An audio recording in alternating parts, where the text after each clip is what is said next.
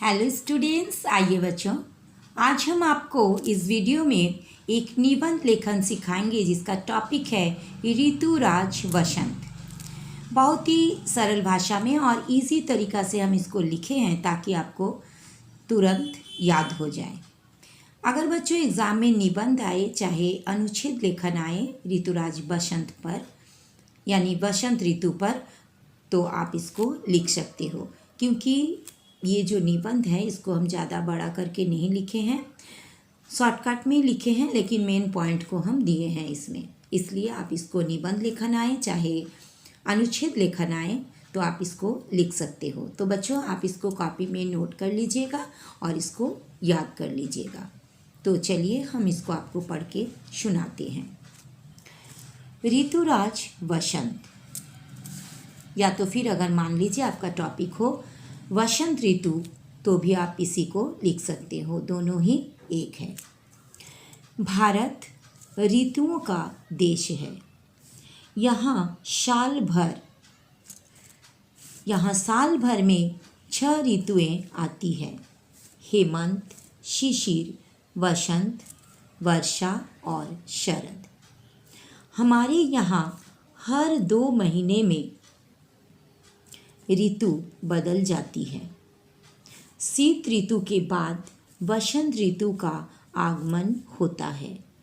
इस ऋतु में मौसम बड़ा सुहावना हो जाता है। दिन और रात बराबर हो जाते हैं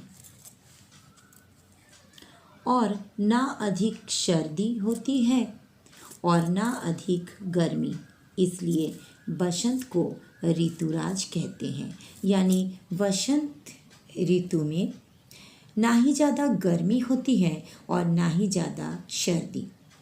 मतलब ये जो मौसम होता है ये बहुत ही सुहावना होती है, इसीलिए इसको ऋतुराज कहा जाता है।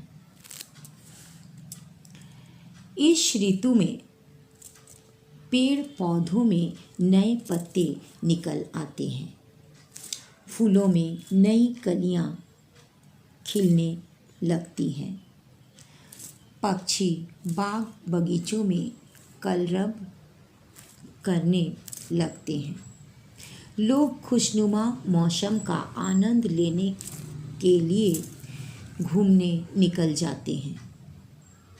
खेतों में पीली सरसों की बहार छाई रहती है तथा लहलहाती फसलों पर मधुमाती वसंती हवा नृत्य करती है। आम के पेड़ों पर आई बौर की लुभावनी सुगंध दूर दूर तक फैल जाती है। वसंत ऋतु प्रकृति का सबसे अनोखा उपहार है। इस ऋतु में धरती पर नवजीवन का संचार होता है। धरती किसी नई नवेली दुल्हन जैसी सजी संवरी दिखती है। वसंत ऋतु के समय ही बसंत पंचमी, होली और शिवरात्रि त्योहारों को मनाया जाता है।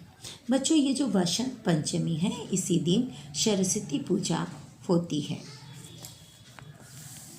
स्वास्थ्य के लिए वसंत ऋतु अत्यंत अच्छी मानी जाती है। इसमें सुबह की सैर बड़ी लाभदायक होती है।